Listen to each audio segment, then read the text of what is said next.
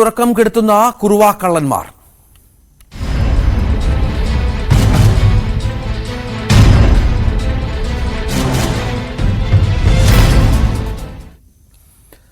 വടക്കൻ പരവൂരിൽ മോഷണം ശ്രമം നടത്തിയത് കുറുവാ സംഘമാണോ എന്ന് ഉറപ്പിക്കാൻ കഴിഞ്ഞിട്ടില്ലെന്നാണ് ആലുവ റൂറൽ SP വൈഭവ് സക്സേന കഴിഞ്ഞ ദിവസം പറഞ്ഞത്.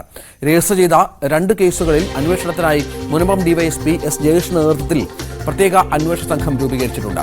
അതീവ അപകടകാരികളായ കുറുവാ സംഘത്തിന്റെ മുൻകാല പ്രവർത്തനങ്ങൾ കണക്കിലെടുത്താണ് പ്രത്യേക സംഘത്തെ നിയോഗിച്ചത്. ഒപ്പം പ്രാദേശികമായ മോഷ്ടാക്കളെ കേന്ദ്രീകരിച്ചും അന്വേഷണം നടക്കുന്നുണ്ട്. മോഷണം നടന്ന ചേന്നമംഗലത്തും പരിസര പ്രദേശങ്ങളിലും ഡ്രോൺ ഉപയോഗിച്ചുള്ള നിരീക്ഷണവും നടത്തി. ബസ് സ്റ്റാൻഡ്, റെയിൽവേ സ്റ്റേഷൻ പോലെയുള്ള പൊതുസ്ഥലങ്ങളിലും നൈറ്റ് പെട്രോളിംഗ് ശക്തമാക്കിയിട്ടുണ്ട്.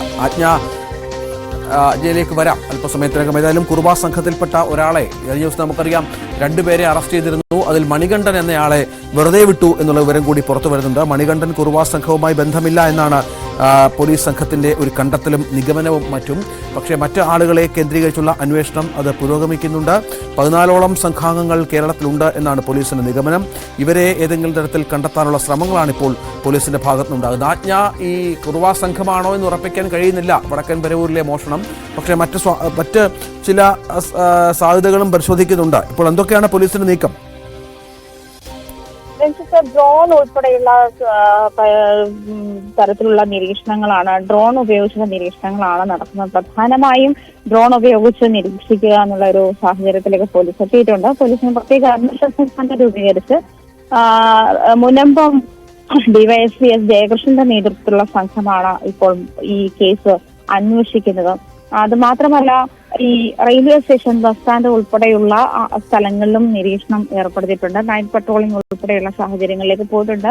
ഇത് സൂചിപ്പിച്ച പോലെ കുറുവാ സംഘമാണോ എന്നുള്ള കാര്യത്തിൽ ഇപ്പോഴും സംശയം നിലനിൽക്കുന്നവർ. മാത്രമല്ല, ഈ കുറുവാ സംഘങ്ങളുടെ സാഹചര്യങ്ങൾ അല്ലെങ്കിൽ അവരുമായി സാമ്യമുള്ള മോഷണ രീതിയൊക്കെ അവരിൽ നിന്ന് ഈ കഴിഞ്ഞ നവംബർ 13 നടന്നിട്ടുള്ള മോഷണത്തിൽ, നോർത്ത് പറവൂരിൽ നടന്നിട്ടുള്ള മോഷണത്തിൽ അതിന് ലഭിച്ച വിശ്വാസത്തിലൊക്കെ ഇത്തരത്തിൽ കുറുവാ സംഘങ്ങളുമായി സാമ്യതയുള്ള മൂവ്മെന്റ്സും വസ്ത്രധാരണ രീതിയും ഒക്കെ ആയിരുന്നു അവരിൽ കണ്ടെത്തിയിരുന്നതെങ്കിൽ പോലും കുറുവാ സംഘങ്ങളുടെ മോഷണ രീതി ആയിരുന്നില്ല. അതല്ലെങ്കിൽ 10ഓളം വീടുകളിൽ കയറിയെങ്കിലും വിലപ്പെട്ടതൊന്നും പോയിട്ടില്ലാത്ത സാഹചര്യം. മാത്രമല്ല, ഇതിന് അങ്ങേയറ്റം ആക്രമണ സ്വഭാവമുള്ള ആളുകളാണ്. മുൻപ് ഈ കുറുവാ സംഘത്തിന്റെ ഭാഗത്തുനിന്നും ആളുകൾക്ക് വലിയ രീതിയിലുള്ള ആക്രമണമാണ് നാട്ടുകാർക്കായാലും മോഷണ ശ്രമങ്ങൾക്കിടയിൽ അനുഭവിക്കേണ്ടി വന്നിട്ടുള്ള അത്തരത്തിലൊരു മൂവും ഇവരുടെ ഭാഗത്തുനിന്നും ഉണ്ടായിട്ട് ഇത്തരം കാര്യങ്ങൾ സംശയം ജനിപ്പിക്കുന്നുണ്ട്. ഇത് മാത്രമല്ല, ഒരു സ്ഥലത്ത് തങ്ങി നിന്ന് മോഷണം നടത്തുന്ന ഒരു ശീലം ഇവർക്കില്ലാത്തത് കൊണ്ട് തന്നെ അടുത്ത ജില്ലകളിലേക്കും അന്വേഷണം വ്യാപിപ്പിക്കാനുള്ള നീക്കത്തിലാണ് പോലീസ്. എന്തായാലും കഴിഞ്ഞ ദിവസങ്ങളിലായി ഈ അന്വേഷണ സംഘം പ്രത്യേക അന്വേഷണ സംഘം രൂപീകരിച്ചിട്ടുണ്ട്. അന്വേഷണ സംഘത്തിന്റെ നേതൃത്വത്തിൽ സമീപ പ്രദേശത്തുള്ള, അതായത് പ്രദേശത്തെ ഈ കവർച്ചാ സംഘങ്ങളെയും നിരീക്ഷണം നടത്തുന്നുണ്ട്. ആലപ്പുഴയിലെ കൂടി ഈ ദൃശ്യങ്ങൾ അല്ലെങ്കിൽ സംഭവങ്ങൾ കൂടി ചേർത്ത് വെച്ചിട്ടായിരിക്കും ഈ നോർത്ത് പറവൂരിൽ നടന്നിട്ടുള്ള മോഷണ ശ്രമങ്ങളുടെ വിശകലനം നടത്തുക എന്നാണ് മനസ്സിലാക്കാൻ കഴിയും. അതാണ് സാഹചര്യം. ആലപ്പുഴയിലും സമാനമായി തന്നെ ഇവരുടെ സാന്നിധ്യമുണ്ടായിരുന്നു. ശരണ്യ, ഇപ്പോൾ ഇന്നലെ കഴിഞ്ഞ ദിവസം ആലപ്പുഴ പോലീസ് പിടിച്ച 2 പേരിൽ മണികണ്ഠനെ വിട്ടയച്ചു എന്നാണ് നമുക്ക് ലഭിക്കുന്ന വിവരം. മണികണ്ഠൻ ഇതുമായി ബന്ധമില്ല. മണികണ്ഠന്റെ കുടുംബാംഗങ്ങളൊക്കെ അവിടെ വന്ന് ബഹളമുണ്ടാക്കിയൊക്കെ നമ്മൾ കണ്ടതാണ്. പക്ഷെ മണികണ്ഠൻ ഒരു കുറ്റവാളിയാണ്. ചില കേസുകൾ മണികണ്ഠന്റെ പേരിൽ ഉണ്ട് എന്ന് മനസ്സിലാകുന്നുണ്ട്. എന്താണ് പോലീസിന്റെ ഈ വിഷയത്തിലുള്ള പ്രതികരണം? രഞ്ജിത്ത്, ഇന്നലെ തന്നെ മണികണ്ഠനെ കേസുമായി ബന്ധപ്പെട്ട് പോലീസ് വിട്ടയച്ചിരുന്നു. കാരണം കഴിഞ്ഞ ദിവസമാണ്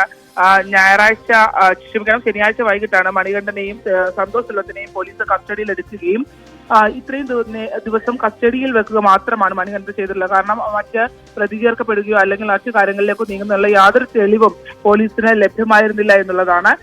ചോദ്യം ചെയ്യലിലും മണികണ്ഠൻ ഇത്തരത്തിൽ ഈ കൃത്യങ്ങൾ നടക്കുന്ന സമയത്ത് ഇവിടെ ഇല്ലായിരുന്നു എന്നുള്ളത് വ്യക്തമായിരുന്നു. ഇത്തരത്തിൽ നമ്മൾ ആ കാര്യങ്ങൾ വ്യക്തമാക്കിയതാണ്. അതായത് ഒക്ടോബർ 23 മുതൽ നവംബർ 14 വരെ മണികണ്ഠൻ തമിഴ്നാട്ടിലായിരുന്നു എന്ന് സ്ഥിരീകരിക്കാൻ പോലീസിന് ആയിട്ടുണ്ട്. അതുകൊണ്ട് തന്നെ ഇവിടെ ഈ കാര്യങ്ങൾ നടക്കുന്നത് ഒക്ടോബർ 30 ആദ്യം മോഷണം നടക്കുന്നത്. പിന്നീട് നവംബർ 14 മുമ്പ് കേസുകൾ അവസാനിക്കുകയും ചെയ്തിട്ടുണ്ട്.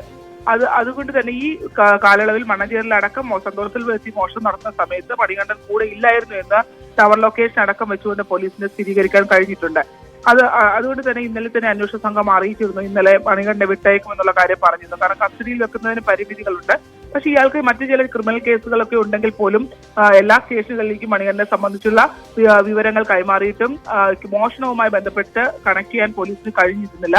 അതുകൊണ്ടാണ് മണികണ്ഠനെ വിട്ടയച്ചിട്ടുള്ളത്. മാത്രമല്ല, ഈ മണികണ്ഠൻ തിരുട്ടി ഗ്രാമത്തിലേക്ക് വിവാഹിതനായി വന്ന ആളാണ്. സെൽവത്തിന്റെ സഹോദരി ബന്ധുവിനെ വിവാഹം കഴിച്ചുകൊണ്ടാണ് ഇവിടേക്ക് എത്തുന്നതും കുണ്ടന്നൂരിൽ കൊട്ടവഞ്ചി തുഴഞ്ഞാണ് മത്സ്യബന്ധനം നടത്തിയാണ് ഇവർ ജീവിച്ചു പോകുന്നത്. ഇവരുടെ ഇടയിലേക്കാണ് 2 മാസം മുമ്പ് സന്തോഷ് സെൽവം എത്തുന്നത്. അതുകൊണ്ട് തന്നെ ഈ തുടർച്ചയായി നടന്ന ഇതിനു മുമ്പ് സന്തോഷം ഉണ്ടായിട്ടുള്ള പാലയിലെ കേസുകളിലൊക്കെ തന്നെ ഈ മണികണ്ഠന് മറ്റു റോൾ ഇല്ല എന്നുള്ളത് പോലീസ് ഇന്നലെ തന്നെ സ്ഥിരീകരിച്ചിരുന്നു. ഇന്നലെ തന്നെ വിട്ടയക്കുകയും ചെയ്തിട്ടുണ്ട്. ഇന്ന് ഈ കേസുമായി ബന്ധപ്പെട്ട് സന്തോഷിനെ വിട്ടുകിട്ടുന്നതിനുള്ള കസ്റ്റഡി അപേക്ഷ കോടതിയിൽ പോലീസ് നൽകും. ഏതായാലും കുറുവാ സംഘം അംഗമെന്ന് കരുതി കസ്റ്റഡിയിലെടുത്ത മണികണ്ഠനെ വിട്ടയച്ചു. പക്ഷേ മറ്റ് ആളുകൾക്കുള്ള അന്വേഷണം പുരോഗമിക്കുന്നുണ്ട്. ആജ്ഞ രവീന്ദ്രനും ഒപ്പം ശരണ്യ സ്നേഹജനുമാണ് വിവരങ്ങൾ പങ്കുവച്ചത്. മറ്റു വാർത്തയിലേക്ക്.